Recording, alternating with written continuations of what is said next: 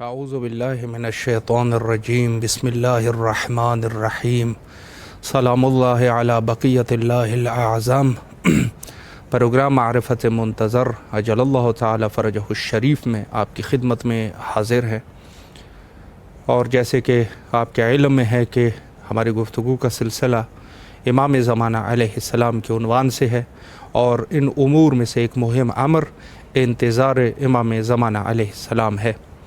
لہٰذا آپ صلی اللہ علیہ وآلہ نے فرمایا ابشروا بالفرج فإن وعد اللہ لا یخلف، فرمایا کہ میں بشارت دیتا ہوں تم لوگوں کو فرج امام زمانہ علیہ السلام کی، یعنی ظہور امام زمانہ علیہ السلام کی آپ کو بشارت دیتا ہوں، اور بتحقیق خدا کے وعدوں میں کبھی اختلاف نہیں پایا جائے گا۔ یعنی اللہ کے جو وعدے ہوتے ہیں وہ محکم وعدے ہوتے ہیں، اور اس وعدوں میں کوئی بھی اختلاف ہو ہی نہیں سکتا، اور اس میں کسی قسم کی اختلاف کی گنجائش نہیں ہے۔ اور پھر فرمایا کہ وَقَضَاؤُهُ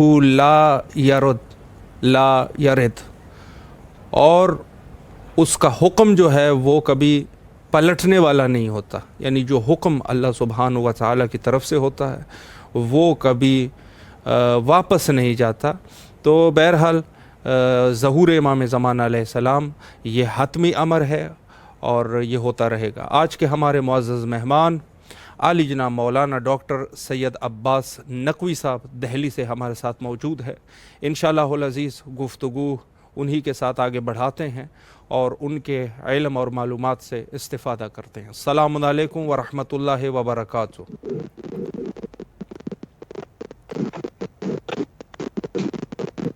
السلام علیکم ورحمۃ اللہ۔ جی وعلیکم السلام ورحمۃ اللہ۔ قبلہ خیریت سے ہیں انشاءاللہ؟ جی مولا کا کرم ہے سب۔ سب سے پہلے تو امام حسین علیہ السلام میڈیا گروپ کی طرف سے اور امام حسین علیہ السلام ٹی وی کے تمام اراکین کی طرف سے آپ کے نہایت ہی ممنون اور مشکور ہے جی کہ مصروفیات کے میں شکر باوجود گزار ہوں کہ جی آپ نے اور محسن منصوری صاحب اور امام حسین علیہ السلام ٹی وی کی پوری ٹیم نے مجھے پوری دنیا میں پھیلے ہوئے اپنے ناظرین سے روبرو ہونے کا موقع دیا، اس کے لیے بڑا شکر گزار ہوں۔ سلامت رہے۔ جی قبلہ، اگر آپ کی اجازت ہے تو سوالات کی شروعات کر دیتے ہیں، چونکہ جتنا ہو سکے مومنین انشاءاللہ استفادہ فرمائے۔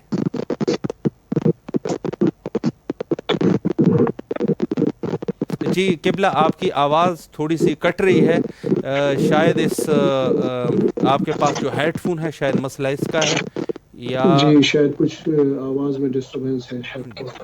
جی جی قبلہ، آواز میں شاید کچھ تھوڑی سی پرابلم ہے غالباً۔ جی قبلہ، پہلے سوال کا آغاز قبلہ کر لیتے ہیں۔ امام زمانہ علیہ السلام کے متعلق مذہب شیعہ کا کیا عقیدہ ہے، اس پر اگر آپ وضاحت فرمائیں۔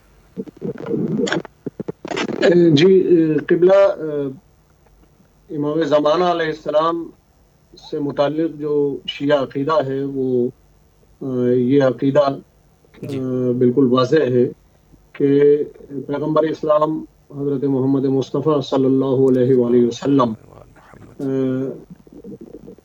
پیغمبر بھی تھے اور امام بھی تھے، اور آپ پر ختم نبوت تو ہو گیا، نبی کا عہدہ ختم ہو گیا، لیکن امامت کا سلسلہ اور امامت کا عہدہ جو ہے وہ باقی رہا، اس لیے کہ زمین پر کبھی بھی ایسا ممکن نہیں ہے کہ زمین کبھی کسی راہبر سے یا ہادی سے خالی ہو۔ قرآن کریم کی اگر آپ آیات دیکھیں تو ظاہر ہے کہ بہت ساری آیات ہیں۔ سورہ نحل کی 36ویں آیت کے اندر یہ بتایا گیا ہے کہ ہم نے ہر امت کی طرف ایک رسول بھیجا۔ اسی طرح سے سورہ بنی اسرائیل کی 15ویں آیت میں یہ ہے کہ ہم عذاب نازل نہیں کریں گے اس وقت تک جب تک کہ رسول نہ بھیج دیں، ہادی نہ بھیج دیں۔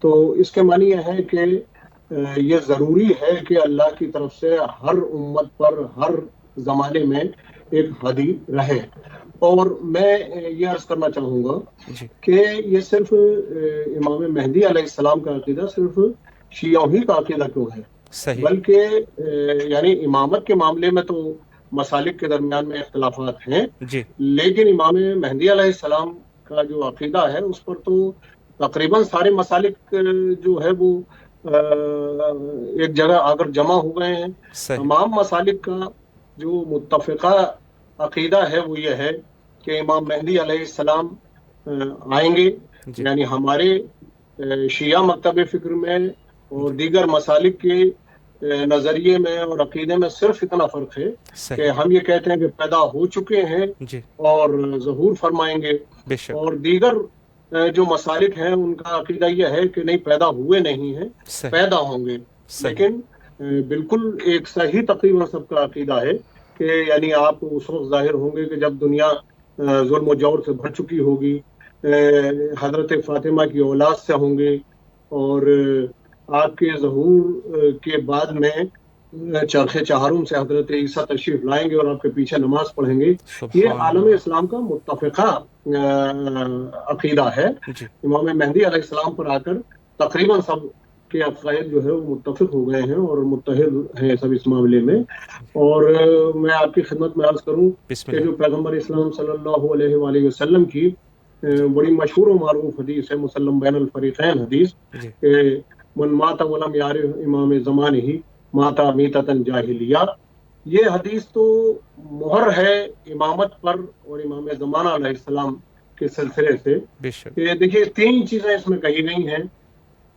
پہلا، امامت سے تعارف کرایا گیا۔ جی دوسرا، امامت کا کنٹینویشن ہے، صحیح، امامت ہر زمانے میں موجود رہے گی، بے اس کا شک، اعلان ہے۔ اور تیسرا جو اہم اعلان ہے وہ یہ کہ اگر کوئی اپنے امام زمانہ کی معرفت کے بغیر مر جاتا ہے تو صحیح، اس کی موت جاہلیت کی موت ہوگی۔ اللہ یہ اکبر، مسلم بین الفریقین حدیث ہے۔ جی علماء اہل سنت نے یہ صحیح مسلم کے اندر یہ حدیث موجود ہے، جی منہاج السنہ کے اندر موجود ہے، صحیح، مسند امام احمد ابن حنبل میں ہے، اور دیگر اسکالرس نے لکھی ہیں یہ تمام اپنے اپنے حدیث کی معتبر ترین کتابوں میں۔ جی تو دیکھیے اس میں یہ تین چیزیں ہیں: امامت کا عہدہ، اس کا صحیح، ہر زمانے میں کنٹینویشن، جی اور یہ کہ اگر کوئی مر جاتا ہے جی بغیر معرفت کے اپنے امام زمانہ کی تو اس کی موت جاہلیت کی موت ہے۔ اللہ اب اکبر، میں آپ کی خدمت میں عرض کرتا ہوں جی کہ دیکھیے یعنی اس میں کسی کو اختلاف نہیں ہے اس حدیث میں، البتہ یہ کچھ علماء نے کہنے کی کوشش کی کہ یہاں امام سے مراد جی قرآن ہے۔ تو صحیح، اس پر ہمارے علماء نے یہ بات پیش کی کہ اگر یہاں امام سے مراد قرآن ہے جی تو ہر زمانے کا قرآن الگ ہونا چاہیے، کیونکہ زمانے کی قید ہے اس کے ساتھ میں۔ سبحان اللہ، تو یا سبحان تو اللہ، ہر زمانے کا قرآن الگ ہونا چاہیے یا بے ہر شک، زمانے کا ایک امام الگ ہونا چاہیے۔ بے شک، بے تو شک، یہ جو امامت کا عقیدہ شیعہ حضرات کا ہے امام مہدی علیہ السلام سے متعلق، جی وہ عقیدہ ہے کہ جو عالم اسلام کا متفقہ عقیدہ ہے، بے شک، اور یہ ہر زمانے میں امام ہوگا۔ اس حدیث پر جی اگر کوئی فرقہ پورا اترتا ہے تو وہ صرف شیعہ اثنا عشری فرقہ ہے، اس لیے کہ ان کے یہاں ہر زمانے میں ایک امام کا جو ہے پوری تاریخ موجود ہے، بے شک، اور دیگر مکاتب فکر جو ہیں ان کے یہاں وہ 12 کی تعداد کنٹینویشن کے ساتھ پوری نہیں ہوتی ہے۔ بے شک، تو یہ بالکل واضح ہے یہ چیز۔ بالکل بالکل بے شک۔ اگلا سوال قبلہ آپ سے کر لوں، اگر امکان ہے ہو سکے تھوڑا سا کیمرے کو اگر تھوڑا سا اوپر کر لیں تو مزید آپ کی بہتر طریقے سے زیارت ہو سکتی ہے۔ ہاں جی بہتر ہو گیا، بہتر ہے قبلہ، شکریہ۔ اگلا سوال قبلہ آپ کی خدمت میں عرض کروں کہ ظاہر ہے کہ ہمارے مذہب شیعہ خیر البریہ کا عقیدہ امامت، اور اگر دوسری طرف دیکھا جائے تو کچھ اور اسلامی فرق جو اپنے آپ کو اسلامی فرق کہتے ہیں، ان کا عقیدہ یہ ہے کہ وہ ظاہر امامت کے مقابلے میں خلافت کا عقیدہ رکھتے ہیں۔ تو یہ جو عقیدہ امامت ہے گویا کہا جا سکتا ہے کہ یہ ایک مذہب شیعہ کا ایک بنیادی عقیدہ ہے۔ تو اس پر اگر آپ وضاحت فرمائے عقیدہ امامت پر، تاکہ انشاءاللہ ہم مستفید ہو سکیں۔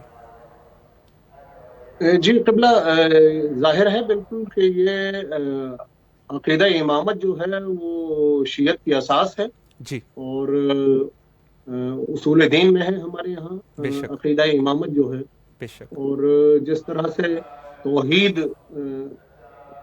کا عقیدہ ہے، جس طرح سے جی عدالت کا عقیدہ ہے، جس بے طرح شک سے نبوت کا عقیدہ ہے، جس طرح سے قیامت کا عقیدہ ہے، جی بالکل اسی طرح سے عقیدہ امامت بھی اسی طرح سے اصول دین میں شامل ہے. سبحان اللہ. دیکھیے، اگر آپ اللہ کے لیے یہ عقیدہ رکھتے ہیں کہ وہ عادل ہے، جی چاہے وہ اصول دین میں بعض لوگوں کے یہاں شامل ہے یا نہیں ہے، جی لیکن بہرحال سب اللہ کو عادل مانتے ہیں، یہ بالکل واضح ہے. بے شک ہمارے یہاں تو عدالت کا پورا یعنی وہ ایک عقیدے میں شامل ہے، بالکل اصول دین میں شامل ہے. بالکل لیکن جن کے ہاں نہیں ہے وہ بھی اس کے قائل ہیں کہ جی اللہ تعالیٰ عادل ہے.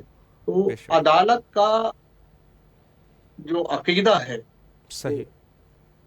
توحید کے ساتھ میں جی اللہ عادل ہے، یہ عقیدہ جو ہے یہ خود بخود یہ عقیدہ جو ہے وہ امامت کی طرف دلالت کر رہا ہے. اس صحیح لیے کہ اس کو اصول کلام میں نظریہ لطف کا عنوان دیا گیا ہے صحیح. کہ جی جب ہم اللہ کو عادل مان رہے ہیں جی تو اس کی عدالت کا تقاضا یہ ہے کہ ہر دور میں اس کا ایک نمائندہ، ایک ہادی ہونا چاہیے. بے شک اسلام کی دین کی ضرورتیں جی ہر دور میں جب موجود ہیں تو ہر دور میں کوئی نہ کوئی اس کا نمائندہ ہونا چاہیے. تو چونکہ ہم ختم نبوت کے قائل ہیں تمام مسلمان، بے شک پیغمبر اسلام حضرت محمد مصطفیٰ صلی اللہ علیہ صلی اللہ وآلہ وسلم محمد. پر کیونکہ ختم نبوت ہو گیا تو اس کے بعد خود بخود امامت کا سلسلہ جو ہے وہ ضرورت دین ہے. یقیناً یعنی امامت کو آپ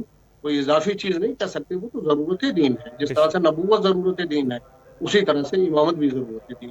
بے شک اور ظاہر ہے کہ یہ ایسی چیز ہے کہ پریکٹیکلی جو ہے اس کے بغیر آپ اللہ کو عادل مان ہی نہیں سکتے، بے شک اس لیے کہ جب تک اس کی طرف سے حجت تمام نہ ہو جائے تو صحیح آدمی کہہ سکتا ہے کہ ہماری طرف تو کوئی ہادی اس طرح کا تھا ہی نہیں. ہر دور کے اندر جی اس کا ایک ہادی ہونا ضروری ہے.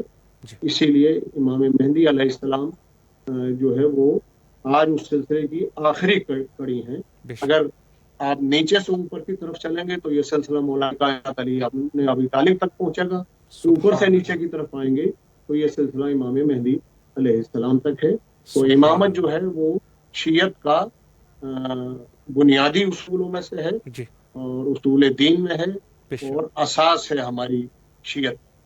بے شک بے شک قبلہ. اگلا سوال آپ کی خدمت میں عرض کروں کہ ظاہر ہے کہ یہ دور جو ہے دور غیبت کبریٰ کا دور ہے. امام زمان علیہ السلام اذن الہی سے پردہ غیبت میں ہے. تو ظاہر ہے کہ انتظار کو اگر دیکھا جائے تو انتظار امام زمان علیہ السلام قطعی طور پہ اس چیز کا نام نہیں ہے کہ ہم ہاتھ پہ ہاتھ رکھ کے بیٹھ جائیں، بلکہ ظاہر ہے کہ ہماری کچھ ذمہ داریاں بھی ہے. اور اس ذمہ داریوں میں سے ایک ذمہ داری یہ ہے کہ ہم معاشرے کو امام زمانہ علیہ السلام کی طرف رغبت دیں تاکہ لوگ جو ہے امام سے آشنائی حاصل کر سکیں. تو سوال کچھ اس طرح اگر کر لوں کہ ہم کیسے امام زمانہ لوگوں کو امام زمانہ علیہ السلام کی طرف رغبت دے سکتے ہیں، اس پر اگر آپ روشنی ڈالیں. جی قبلہ، یہ بڑا عمدہ سوال آپ نے کیا جی اور یہ بالکل صحیح ہے کہ یہ غیبت کبریٰ کا دور ہے. بے شک اور اس میں ظاہر ہے کہ صرف انتظار اس طرح سے نہیں کیا جا سکتا کہ ہم منتظر ہیں، جی بلکہ وہ ان کی جو آمد ہے اس کے لیے جو ہے زمین ہموار کرنی چاہیے بے شک اور معاشرے کو رغبت دلانا چاہیے امام جی زمانہ علیہ السلام سے متعلق. بے تو شک اس کے لیے میں آپ کی خدمت میں عرض کروں کہ یہ بہت مشکل کام بھی ہے اور بہت آسان کام بھی ہے. صحیح مشکل ان معنوں میں ہے کہ ظاہر ہے کہ ہماری سوسائٹی میں، ہمارے معاشرے میں مختلف ادیان کے لوگ ہیں، مختلف افکار کے لوگ ہیں، جی مختلف طرح کے لوگ ہیں. لیکن آسان اس طرح سے ہے یہ کام جی کہ آپ تمام ادیان کو جب آپ مطالعہ کریں گے تو ہر دین کے اندر اور ہر معاشرے کے اندر جی کسی نہ کسی ایسے ریفارمر کا تذکرہ موجود ہے اور عقیدہ موجود ہے کہ جب دنیا، یعنی ہندو مذہب کے اندر یہ ہے کہ جب دنیا اتیاچار سے بھر جائے گی جی تو بھگوان کی طرف سے ایک ایسا دوت آئے گا کہ جو سارے اتیاچار کو ختم کر کے اور سب کو جو ہے وہ عدل و انصاف کی طرف پلٹائے گا. جی اسی طرح سے عیسائیت کے اندر بھی یہ نظریہ موجود ہے. اسی طرح سے یہودیوں کے اندر بھی یہ عقیدہ موجود ہے. جتنے آپ دیکھیں گے ادیان، جی ان سب کے اندر یہ عقیدہ موجود ہے. بے تو شک ایک بڑے پیمانے کے اوپر یہ کام کیا جا سکتا ہے کہ اس چیز کو لے کے آگے بڑھا جائے اور سب کو ایک بینر کے تلے کہ بھائی ہم اس ریفارمر کے سلسلے سے کچھ کام کرنا چاہتے ہیں اور اس ریفارمر کی آمد کے سلسلے سے اور اس ریفارمر کے لیے جو ہم ایک ٹیم تیار کریں. صحیح. تو اس سلسلے سے یہ آسان کام ہے کہ اس لیے کہ ایک عقیدہ ہے کہ جو پہلے سے لوگوں کے اندر موجود ہے، جی صرف اس کو ابھارنا ہے، صرف اس کو اجاگر کرنا ہے، صرف اس کو لوگوں کو بتا کے اس کو اپنے ساتھ میں اپنا ہم خیال بنانا ہے، ہم آہنگ کرنا ہے لوگوں کو. تو اس طرح سے یہ آسان بھی ہے اور مشکل بھی ہے یہ. بے شک. تو اس میں ہم یہ سمجھتے ہیں کہ جو بڑی پرسنالٹیز ہیں ہمارے شیعہ مکتب فکر کی، صحیح. یہ چھوٹے لوگوں کا کام نہیں ہے. جی جو بڑی پرسنالٹیز ہیں ان کو آگے بڑھ کر اور ایسا ایک پلیٹ فارم تیار کرنا چاہیے کہ جس میں جو بڑے اسکالرس ہیں ان جی کو جوڑا جائے اور اس طرف رغبت دلائی جائے اور لوگوں کو ظلم کی کے اوپر کے پوری دنیا میں ظلم ہے اور لوگوں کے ساتھ ناانصافیاں ہو رہی ہیں اور وہ جو ریفارمر کا ایک تصور ہمارے یہاں ہے اس کے ساتھ ہمیں سب کو جوڑنا چاہیے. یہ ایک تحریک چلنی چاہیے. یہ ایک بڑا کام ہے اور یہ بڑے لوگوں کے ذریعے کیا جاتا ہے. بے شک بے شک. جی قبلہ اگلا سوال آپ کی خدمت میں عرض کروں کہ ہمارے پاس ایک حدیث ہے، بلکہ یہ حدیث بھی کئی طریقے سے آ چکا ہے. بعض میں یہ ہے کہ علوم کا جو سلسلہ ہے، ایک حدیث کے مطابق ایسا بھی ہے کہ انبیاء علیہم السلام 27 حروف لے کے آئے اور ان 27 حروف، بلکہ معذرت کے ساتھ ٹوٹل دنیا میں اللہ سبحانہ و تعالیٰ نے 27 حروف کا علم بھیجا، جس میں سے 2 حروف کا علم انبیاء علیہ السلام دنیا میں لائے. اور اس کے بعد عجیب بات یہ ہے کہ جب فرماتے ہیں کہ جب امام علیہ السلام ظہور فرمائیں گے تو وہ 25 علم جو ہے وہ مزید بھی 25 حروف کا علم مزید بھی بڑھ جائے گا. تو اس حدیث کی اگر آپ تفسیر بیان فرمائیں تاکہ ہم مستفید ہو سکیں. جی قبلہ، یہ حدیث امام جعفر صادق علیہ السلام سے مروی ہے اور جی علامہ مجلسی نے بہار الانوار کی 52ویں جلد کے اندر صحیح. اسے تحریر فرمایا ہے. اور اس کے علاوہ جتنے ہمارے اور اسکالرس ہیں انہوں نے بھی اس حدیث کا تذکرہ کیا ہے. جی تو یہ بالکل صحیح ہے کہ یہ 2 حروف جو ہیں جی یہ اس وقت اس کا علم ہے. اور آپ دیکھیں کہ دنیا میں جتنی سائنس کی ترقیاں ہو رہی ہیں، جتنی ٹیکنالوجی آج ہمارے سامنے ہے، جی جتنی مادی ترقیاں اور مانوی ترقیاں ہمارے سامنے ہیں، صحیح. وہ سب ان 2 حروف کی مرہون منت ہیں کہ جس اللہ کا اکبر. پورا علم بھی ابھی ہمیں نہیں ہے. جی تو اب آپ اگر یہ دیکھیں کہ پچھلے 200 سال کے اندر جو ہم نے ترقی کی ہے جی ٹیکنالوجی کے میدان میں، صحیح. یعنی اگر یوں تصور کریں اسے آپ کہ اگر ایک 200 سال پرانے شخص کو اگر پروردگار عالم اس کو قبر سے اٹھا کر دنیا کے اندر بھیج دے تو حیرت سے اس کا کلیجہ پھٹ جائے گا کہ جب وہ اڑتے ہوئے ہوائی جہازوں کو دیکھے گا، جب وہ دھڑ دھڑاتی ہوئی ٹرینوں کو چلتا ہوا دیکھے گا، جی جب وہ دوڑتی ہوئی کاروں کو دیکھے گا، جب وہ ہاتھوں میں موبائل لیے ہوئے لوگوں کو دیکھے گا کہ وہ ہزاروں میل دور سے بیٹھے ہوئے باتیں کر رہے ہیں، جب وہ ٹیلی ویژن کو دیکھے گا. تو یہ 200 سال کی ترقی ہے کہ جو ہم نے کی ہے، مگر یہ وہ ان 2 حروف کی مرہون منت ہے کہ جو انبیاء علیہ السلام نے جن کی تعلیم دی ہے. اور کل جب 27 حروف ہیں تو اس کے معنی یہ کہ ایک بڑا جو ابھی سلسلہ ہے وہ باقی ہے.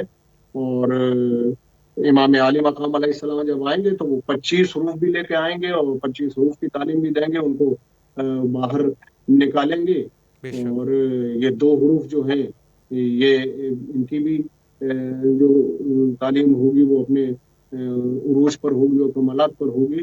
تو صحیح اس کے معنی یہ ہے کہ یعنی امام عالی مقام علیہ السلام جب ظہور فرمائیں گے تو ٹیکنالوجی جو ہے وہ اپنی کمال کے اوپر ہوگی. سبحان ابھی اللہ ظاہر ہے کہ ہوا کے دوش کے اوپر جو آج ہم یہ دیکھ رہے ہیں کہ ہم موبائل سے بات کرتے ہیں اور ہوا کے جو لہریں ہیں وہ ہم تک امریکہ سے انڈیا تک اور انڈیا سے جی عراق تک جو گفتگو پہنچا دیتی ہے. تو یہ ایسا تو نہیں ہے کہ یہ ابھی 200 سال کے اندر یہ ہوا میں صلاحیت پیدا ہوئی ہے، صحیح یہ تو 5000 سال پہلے بھی تھی، لیکن ہماری علم میں نہیں تھی، جی ہماری ایجاد میں نہیں تھی، بالکل ہمیں اس کی تمیز نہیں تھی. تو صحیح جس رفتار سے ہم ترقی کر رہے ہیں تو امام عالی مقام علیہ السلام کے جو ظہور کا زمانہ ہوگا تو وہ انتہائی عروج کا زمانہ ہوگا ٹیکنالوجی کا. اور امام عالی مقام علیہ السلام جو حکومت کریں گے تو وہ اسی ٹیکنالوجی کے بوتے پر حکومت کریں گے. صحیح وہ جدید ٹیکنالوجی ہوگی اور جدید ایک حدیث ہے، اور وہ بہرحال اس سے اکثر وہ جب ہم چھوٹے سے تھے تو وہ کنفیوژن پیدا ہوتا تھا جی کہ وہ امام عالی مقام علیہ السلام جب ظہور فرمائیں گے تو تلوار لے کے آئیں گے. جی تو ذہن میں ایک سوال یہ پیدا ہوتا ہے کہ بھائی وہ یہ آج کل کا زمانہ جو ہے وہ تلوار کا اور تیر اور کمان کا زمانہ تھوڑی ہے. صحیح جب ٹیکنالوجی پر ہے، نینو ٹیکنالوجی سے اسلحے بن رہے ہیں دور تک مار کرنے والے، تو جی ایک تلوار کیا کرے گی؟ جی اب اگر آپ اس کو یہ کہیں کہ صاحب وہ تو معجزاتی طور کے اوپر، تو یہ بالکل غلط ہے. آیت اللہ مکارم شیرازی نے اس کے اوپر بڑی خوبصورت بحث کی ہے. جی انہوں نے فرمایا کہ معجزہ جو ہے وہ تو ہادی جو ہے وہ اپنے عہدے کو منوانے کے لیے دکھاتا ہے، یعنی نبی ہوئے امام ہوئے، وہ معجزے کا صرف اتنا کام ہے وہ اپنا تعارف کراتا ہے اس کے ذریعے سے ہادی. صحیح لیکن جو روزمرہ کا معمول ہے، جی جو نظام حکومت ہے، وہ معجزے کے ذریعے تھوڑی چلتی ہے. جی اگر معجزے کے ذریعے چل رہی ہوتی تو ظاہر ہے کہ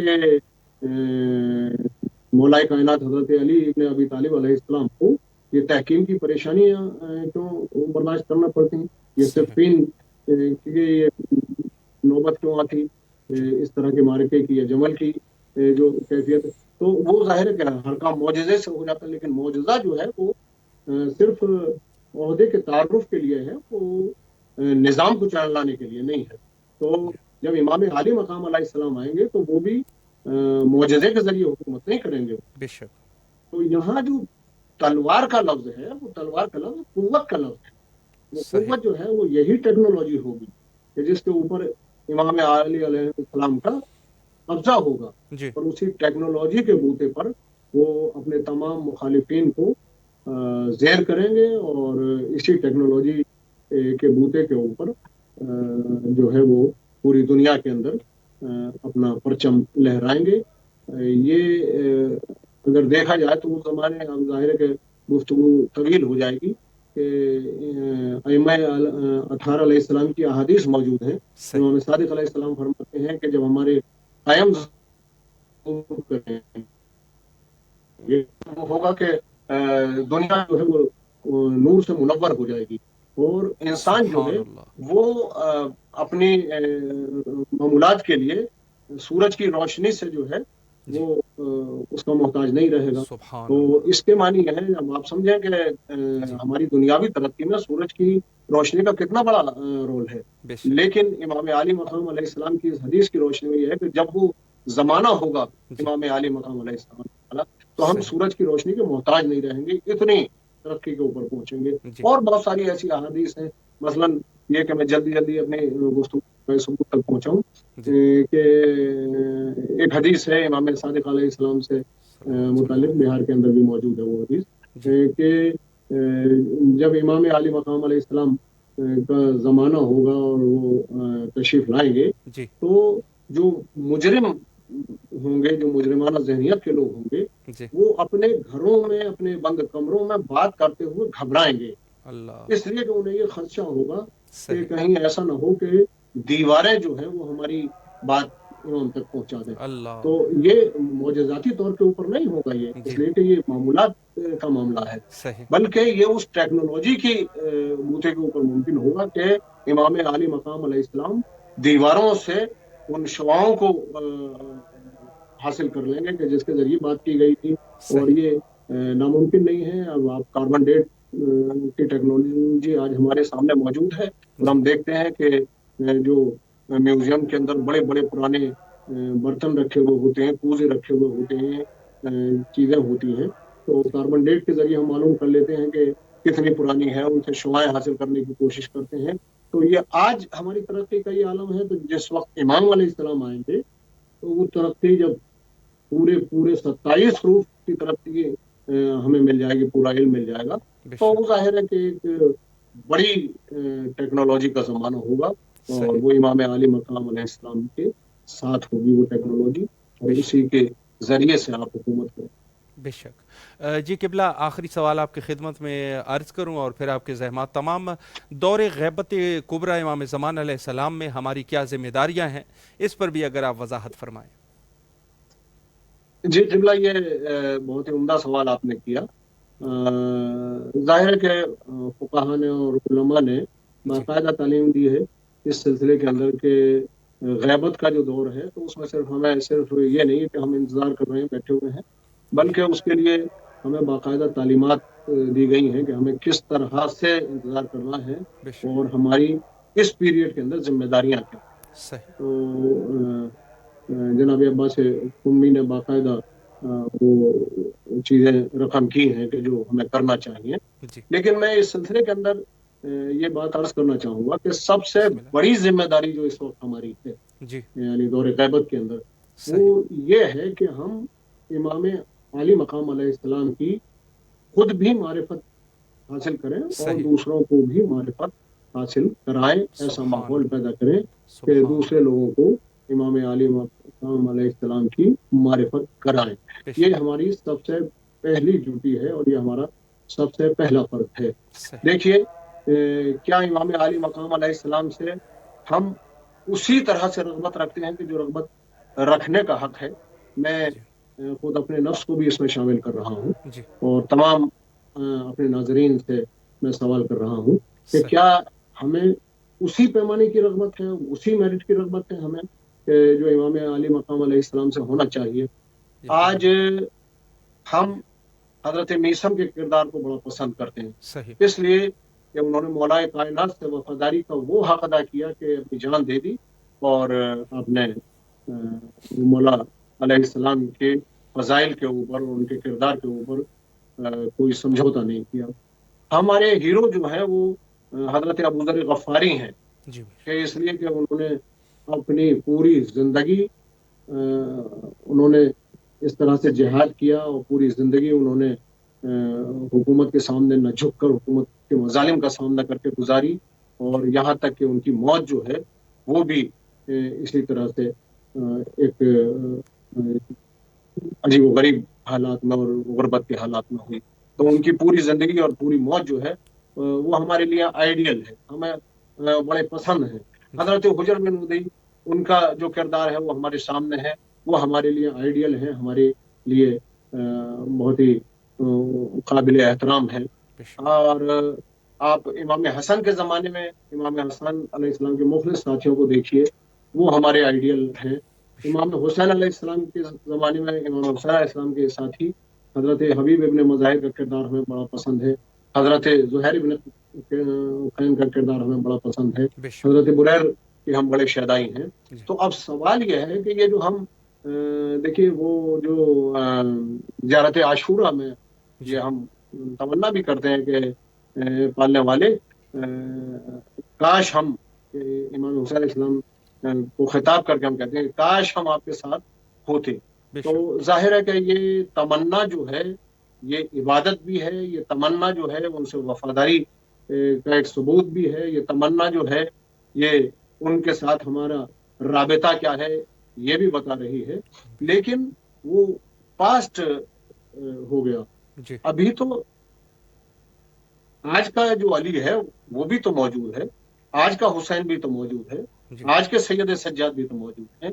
تو اگر ہمیں میثم کا کردار بہت پسند ہے اس لیے کہ وہ وفادار تھے, تو آج کا جو علی ہے اسے بھی تو آج کے میثم کی ضرورت ہے, آج کے علی کو آج کے ابوذر کی ضرورت ہے, آج کے حسین کو آج کے حبیب ابن مظاہر کی ضرورت ہے. تو ہماری ذمہ داریاں یہ ہیں کہ ہم معاشرے کو اس طرح سے تیار کریں کہ امام عالی مقام علیہ السلام کے لیے ہمارا عقیدہ یہ ہے کہ جب ظلم سے دنیا پر ہو جائے گی تو آپ عدل و انصاف سے اسے پر کریں گے.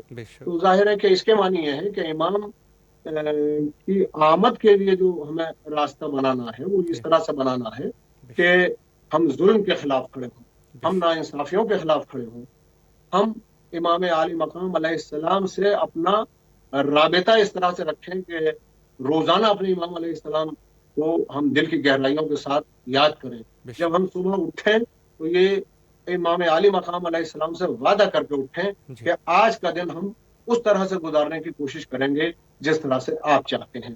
تو ہماری ذمہ داریاں یہ ہیں, اور مسلسل ہم پڑھتے ہیں کہ یعنی جو لوگ ائمہ علیہ السلام کی زیارتوں کے لیے جا نہیں پاتے تھے اس زمانے میں, تو وہ کچھ ہدیہ بھیجا کرتے تھے کسی جانے والے کے ہاتھ, کی یہ چند درہم ہماری طرف سے امام کی خدمت میں نذر کر دیجیے گا, اور امام علیہ السلام قبول کرتے تھے.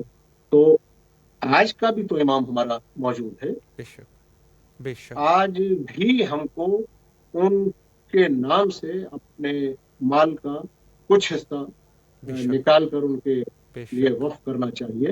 اور ظاہر ہے کہ وہ آج اس وقت ہمارے درمیان یہاں پر موجود نہیں ہے کہ ہماری آنکھوں کے سامنے ہوں, اور اب وہ نواب اربا کا دور بھی ختم ہو چکا, وہ بھی موجود نہیں ہے کہ ان کے ذریعے سے. تو اب اس مال کو اور اس پیسے کو ہم اس طرح سے صرف کریں کہ جس طرح سے ہمارے امام چاہتے ہیں, یعنی ان کے نام سے کچھ ہم فنڈز مہیا کریں اور ان کو غریبوں پر, محتاجوں پر, دینی تبلیغ کے اوپر خرچ کریں. یہ چند ذمہ داریاں ہیں کہ جن کے ذریعے سے ہم معین اور مددگار ہو سکتے ہیں امام عالی مقام علیہ السلام کی ظہور کی. جی قبلہ, آخر میں اگر مومنین کے لیے کوئی میسج ہے امام زمان علیہ السلام کے عنوان سے, تو امام حسین علیہ السلام ٹی وی سے انشاءاللہ ہمارے ناظرین سماعت فرما رہے ہیں, اور میسج اگر کوئی امام زمان علیہ السلام کے عنوان سے دینا چاہتے ہیں تو بسم اللہ کیجیے. جی, میں تمام ناظرین سے سب سے پہلے دستہ یہ گزارش کروں گا کہ وہ میرے حق میں دعا کریں, اور یہ میسج ہے امام عالی مقام علیہ السلام کے حوالے سے کہ اب تک اگر ہم متوجہ نہیں ہو سکے ہیں امام عالی مقام علیہ السلام کی اس طرح سے نصرت کے لیے, تو ہمیں اب متوجہ ہونا چاہیے, اور ہم کو یہ عزم اور ہمیں یہ عہد کرنا چاہیے کہ جو وفاداریاں میثم کی حضرت علی کے ساتھ تھیں, ہم اپنے امام کے ساتھ انہیں وفاداریوں کے ساتھ ہمیشہ حاضر رہیں گے. اور اس معاشرے کے اندر جو ظلم ہے وہ چاہے ہمارے گھر کے اندر گھر کے افراد کا گھر کے افراد پر ہو, محلے کے افراد کا محلے کے افراد پر ہو, کسی قوم کا کسی قوم کے اوپر ہو, کسی ملک کا کسی ملک کے اوپر ہو, تو ہم یہ دیکھے بغیر کہ ہمارے مفادات کیا ہیں, ہم ہر ظلم کے خلاف آواز بلند کریں گے کہ یہی امام زمانہ علیہ السلام کے لیے ہماری عقیدت کا ثبوت ہے. طالب دعا. بے شک بے شک. قبلہ, آپ کے نہایت ہی ممنون اور مشکور ہے ایک دفعہ پھر بھی کہ آپ تشریف لائے, اور نہایت ہی مہم نکات کے اوپر آپ نے اشارہ فرمایا. انشاءاللہ العزیز مومنین کے لیے میں کوشش کرتا رہوں گا کہ آپ سے وقت لیتا رہوں اگلے جلسات میں بھی, تاکہ انشاءاللہ اس فیض عظیم سے مستفید ہوتے رہے. مولا آپ کو سلامت رکھے. کربلائے مقدسہ میں آپ کے لیے نائب وزیر اور دعا گو ہیں, اور انہی کلمات کے ساتھ آپ سے التماس دعا کرتے ہیں انشاءاللہ العزیز. بے انتہا شکر گزار ہوں سرکار آپ کا اور محسن منصوری صاحب کا اور تمام آپ حضرات کا کہ آپ نے یہ بیش قیمت موقع مجھے دیا, یعنی میری آواز کربلا سے سنی جائے. یہ میرے جیسے آدمی کے لیے ایک بہت بڑا شرف ہے, اور انشاءاللہ آئندہ بھی میں ہمیشہ کامل حکم کروں گا. انشاءاللہ انشاءاللہ. مولا آپ کو سلامت رکھے. فی امان اللہ. اللہ حافظ. اللہ اللہ حافظ. جی یہ تھے ہمارے ساتھ عالی جناب مولانا ڈاکٹر سید عباس نقوی صاحب دہلی سے. بہت اچھی گفتگو انہوں نے فرمائی اور نہایت ہی ایک اچھا پیغام بھی دیا کہ ظاہر ہے کہ مظلوموں کی حمایت کرنا اور ظلم کے خلاف اٹھنا یہ ایک حقیقت ہے اور یہ ایک فطری چیز ہے. بس یہ ہم لوگوں نے کچھ دیکھنا ہے کہ کسی جگہ پہ واقعاً ایک شخص مظلوم ہے یا نہیں ہے، کیونکہ ظاہر ہے کہ مظلوم کے لیے اولاً مذہب شیعہ جو کہ ہمارے دنیا بھر میں جو شیعہ بیٹھے ہیں اور جس مظلومیت سے وہ زندگی گزار رہے ہیں، تو ہمیں واقعاً ان کے لیے آواز بلند کرنا چاہیے اور واقعاً ان کے لیے ہمیں کوشش کرنی چاہیے. تمام ممالک میں جو آج کل یا پہلے ادوار میں بھی مذہب شیعہ کے جو مظلومیت تھی، تو ظاہر معصوم نے فرمایا کہ ہم تقیہ بھی کر سکتے ہیں. یہ تقیہ کی وجہ بھی یہی تھی کہ حکم تقیہ اسی وجہ سے ہے کہ انسان جو ہے وہ ان ظالموں سے انسان بچ سکے. اور ظاہر ہے کہ جو مصیبتیں تھی اس دور میں ہمارے علماء تقیہ کیا کرتے تھے، اور حتیٰ ائمہ اطہار علیہم السلام کا بھی تقیہ کے بارے میں روایات کے ساتھ ساتھ کچھ عملی نمونے بھی موجود ہے کہ جو تقیہ پر دلالت کرتے تھے. تو ہمیں اولاً خود جو ہماری جو مظلومیت ہے مذہب شیعہ کی کہ حق مذہب ہے، کوئی آج تک کوئی بھی یعنی علماء کو تو چھوڑے، ایک عام آدمی کے ساتھ بھی آپ بڑے سے بڑے آدمی کو بیٹھا دیں تو یقیناً مذہب شیعہ کی حقانیت کو وہ ثابت کر سکتے ہیں. لیکن اس کے باوجود بھی حالات کچھ ایسے ہیں کہ بعض جگہ پہ ہم وہ گفتگو جو ہے جو کھل کے گفتگو ہونی چاہیے وہ نہیں کر سکتے، وگرنہ دلائل تو اتنے ہیں کہ خود ان کی کتابوں سے بھی دکھا سکتے ہیں. لیکن جب ہم دکھانے پہ آ جائیں تو یہ لوگ جو ہے وہ چھڑ جاتے ہیں اور پھر اپنی ظلم اور بربریت کا یہ سلسلہ شروع ہو جاتا ہے. وگرنہ علمی میدان میں مذہب شیعہ کے علماء کو تو چھوڑے، عام افراد سے بھی کسی کی جرت نہیں ہے کہ وہ بحث کر سکے، اور اگر بحث بھی کرے گا تو یقیناً اپنی بے عزتی کر جائے گا اور ان کو شرمندگی اٹھانی پڑے گی. تو ہمیں سب سے پہلے مذہب شیعہ کے جو پیروکار ہے، جو شیعیان علی ہے، جو محبین اہل بیت علیہم السلام ہے، ان کے لیے ظاہر ہے دعا کرنی چاہیے، زیادہ سے زیادہ دعا کرنی چاہیے کہ جو مشکلات ہے اس دور کے، اور یا پہلے کی طرح مشکلات ہے یا اس دور میں بھی آج کل کا دور تو بہتر ہے، کیا وہ اس سے پہلے کے دور جو کہ متوکل عباسی کا دور تھا یا بنی امیہ کے ادوار تھے یا بنو عباس کے ادوار تھے، تو یہ وہ ادوار تھے کہ انہوں نے جو نقصان پہنچائے ہیں اور کوشش کیا کرتے تھے کہ کسی طریقے سے بھی علماء شیعہ کو، ائمہ شیعہ کو، جو امام تھے، امام برحق، ان کے اوپر انہوں نے کیا مظالم کیے. سب کے قاتل بھی یہی لوگ ہیں. ہمارا اختلاف یہیں سے تو شروع ہو جاتا ہے کہ ایک فرقہ جو ہے اپنے آپ کو مسلمان کہتے ہیں ہم مسلمان ہیں، اس کے باوجود بھی وہ ان افراد کو جا کے امام اپنا مان رہے ہیں، امام ان کو اپنا پیش کر رہے ہیں جو کہ ہمارے ائمہ کے قاتل ہے. یہ ایک بہت بڑی بات ہے، بہت بڑی بات ہے. انہی بنو عباس کو آپ دیکھ لیں کہ جو کہ ہمارے ائمہ کے قاتل ہے، ان کو یہ لوگ امام مانتے ہیں. اسی متوکل عباسی کو لوگ امام اپنا مانتے ہیں، امام ہے.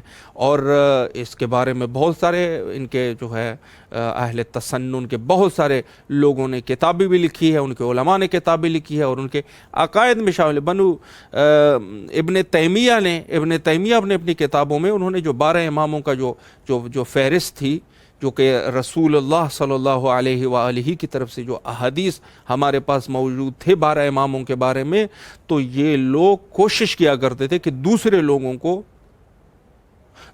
لوگوں کو امام بنا کے لوگوں کے سامنے پیش کریں. وہ ہوتا نہیں تھا، یقیناً نہیں ہوتا تھا. ان کا فسق و فجور لوگوں کے اوپر اشکار تھا، لیکن انہوں نے کوشش کی بغض اہل بیت میں ان افراد کو انہوں نے امام بنانے کی کوشش کی.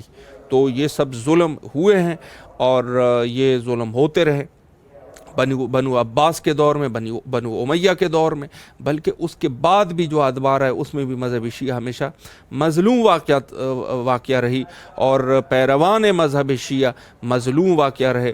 تو یہ دشمنان اہل بیت کی چالی تھی، اور یہی چیز ہے کہ ہم آج حضرت امام مہدی علیہ السلام کے بارے میں جو کہ روایات میں موجود ہے، لیکن اگر آپ دوسری طرف جائیں گے وہاں پر اس بات کو چھپا کے پیش کیا جاتا تھا اور کہتے تھے کہ یہ مذہب شیعہ جو ہے یہ ویسے انہوں نے ایک عقیدہ بنا لیا ہے، حالانکہ یہ احادیث میں موجود اور ان کی اپنی کتابوں میں موجود ہے، لیکن دشمنی میں، اہل بیت کی دشمنی میں یہ لوگ اس قدر آگے بڑھ گئے ہیں۔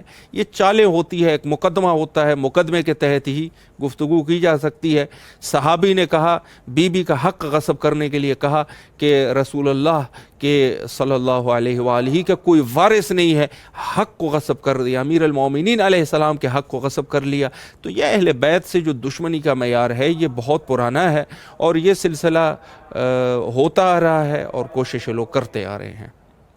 تو یہ سلسلہ یہ ہے کہ ہمیں اولاً تو اس دور غیبت کبریٰ میں سب سے بڑی ہماری ذمہ داری یہ ہے کہ ہم حقانیت کو پہنچائیں، حد عقل اپنے مومنین تک یہ پہنچا دیں، حد عقل کہ یہ ہمارا عقیدہ ہے، اور یہ اسی پر ہی ہمارے عقیدے کی بنیادیں ہیں۔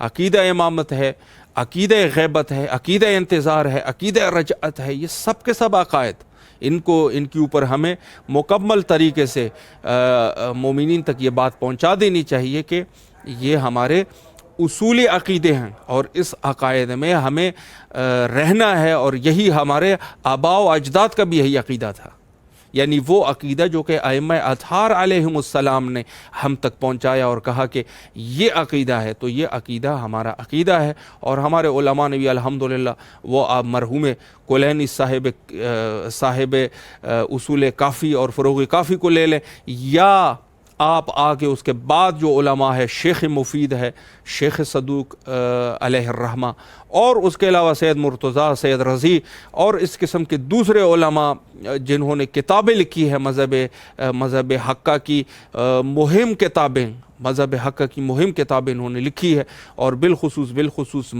شیخ مفید علیہ الرحمہ جنہوں نے مذہب شیعہ کو عقلی اور نقلی طریقے سے ثابت کر دیا، اور اس کے بعد جو علماء نے جو زحمات اٹھائے، وہ چاہے علامہ ہیلی ہے یا آکے مرحوم مجلسی ہے یا دوسرے علماء ہیں، انہوں نے بھی اس میں کوئی کسر نہیں چھوڑی اور بالکل مسئلے کو واضح کر دیا۔ تو ہمیں ان سب چیزوں کی طرف دیکھنا ہے۔ اپنے علماء اور اپنے جو ہمارے بزرگان ہیں، انہوں نے ان پہ کوشش کی، اور وہ دور بھی بڑے سخت دور ہوا کرتے تھے، تو آج کا دور تو الحمدللہ کوئی زیادہ سخت نہیں ہے۔ ہم جو ہے آج کل کے دور میں آرام سے اپنے عقیدے کو سمجھ سکتے ہیں۔